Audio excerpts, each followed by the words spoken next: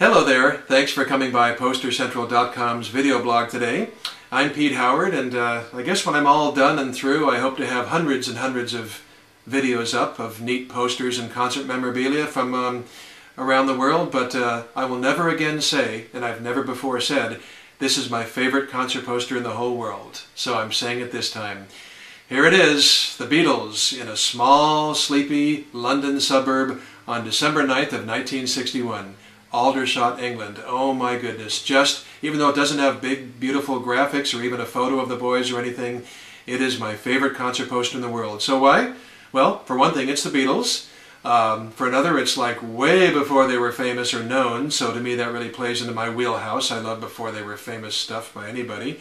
It's quite rare, collector's item, and best of all, only 18 people showed up for this particular Beatles concert, or we should say club appearance or whatever, and there's photographic proof of it right here. This is just one of several pictures taken that night at Aldershot, and you can see them. The Beatles are actually in that cubbyhole in the back of the hall, and you see there's probably a dozen people visible in this photo, so there's not a photo of all 18 patrons, but you know, over the course of 3 hours they sort of came and went. But yep, those band members back in that cubbyhole would go on to change the world in just a few short years. So that's just amazing. I just think it's just spectacular. So now, Mark Lewison, of course, is a very well-respected Beatles documentarian. I use his books all the time, and he covers this particular Aldershot gig quite well in his first book called Beatles Live. Perhaps you've seen it.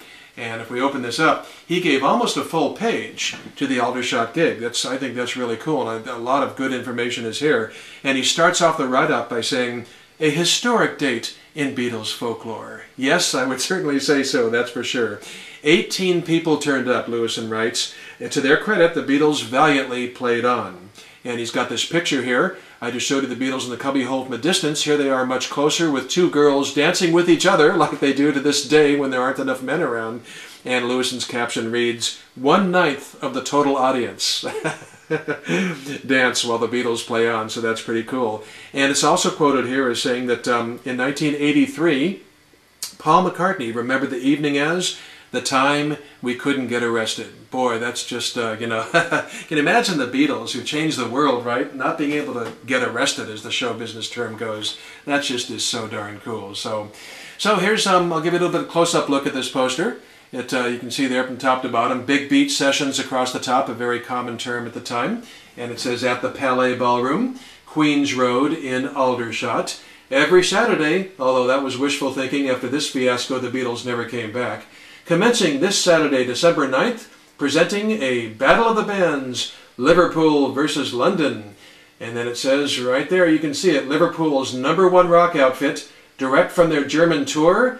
Little hyperbole there, guys. That just means they had played the slums of Hamburg before, not exactly touring Germany, if you will. The Beatles, and then versus Ivor J and the Jaywalkers, plus 2 other star groups. Well, guess what? You had 3 no-shows there. Oh, boy. Yep, that's right. Ivor J and the Jaywalkers, and nobody else showed up, just the Beatles. Rocking from 7:30 p.m. to 11:30 p.m. Bar and buffet, always a feature in concerts back then in England. And admission 5. Not sure exactly how to say that, so I'll just say 5. And then the real funny closer at the bottom. Everyone welcome. Tell your friends. Yeah, I'll say you should tell your friends because the advertisement didn't run and nobody showed up. So word of mouth is the only way that anybody was going to hear about this. So it was pretty darn important to tell your friends, but I don't even know when the posters went up. So, but it is a small poster, as you can see, in proportion to me, and it's on cardstock. This one is dry mounted down, and it's orange print and black print on white. And, you know, it's a small poster, but yet it's not the handbill because the handbill is even smaller. And here it is blue print on white paper and significantly smaller, although this is not an original handbill. This is just a print off the internet. But this certainly, of course, is the original poster. And this most recently was in the Grammy Museum in Los Angeles and has spent time in a couple of other museums, including, I think, the Rock and Roll Hall of Fame in Cleveland. So, luckily on this particular night, a photographer, Sam Leach, the promoter, brought along a photographer, Dick Matthews, and we've already seen a couple of Dick Matthews photos, and thank goodness he was there with a camera, because it really obviously one picture's worth 1,000 words, and the visuals are just amazing. So We've already seen the picture with the two dancing girls. Here's a bigger print of it. This one is a particular favorite of mine. Just amazing. And John's looking at the camera, as you can see there. Paul is singing. And you can't see the Beatles' feet, which is a little bit unfortunate, but you sure can see the pearls on that particular dancer, so that's pretty neat. Here's a better picture with no fans, I shouldn't say fans, attendees in the way. And there they are on stage. Paul is still singing. And Lennon, boy, he's looking pretty glum, isn't he? This must be early in the evening. He's just looking really down. But what I like about it is you can see George, John, and Paul's feet, and the shoes they're wearing, and even what would become Beatle boots, you know, so that's pretty neat.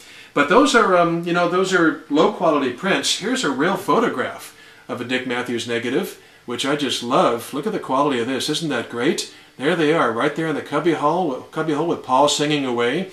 I just really like this, and in fact, if you're a gearhead, it's really a nice picture of their instruments and the amps, you know, their guitars and stuff. And, you know, it's also worth noting that Pete Best has sort of an odd expression on his face, doesn't he?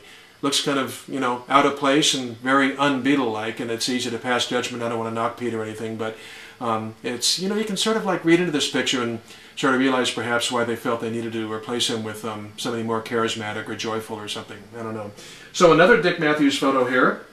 I don't know if this was mid-evening or at the end of the evening or whatever, but there you have some libation being enjoyed.